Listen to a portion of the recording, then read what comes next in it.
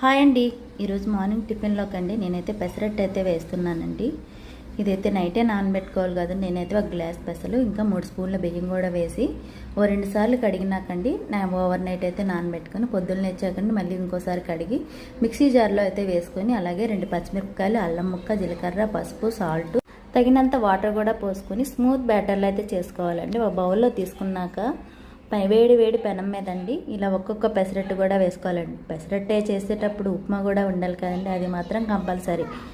ఇంకా నేనైతే అండి ఉప్మా కూడా ఒక అరగంట ముందు చేసేయడం వల్ల ఉప్మా గట్టిగా అయితే అయిపోయింది. నేనైతే జారుగానే చేసా కానీ ఇలా గట్టిగా అయిపోయింది. అయినా బాగుందండి టేస్ట్ అయితే.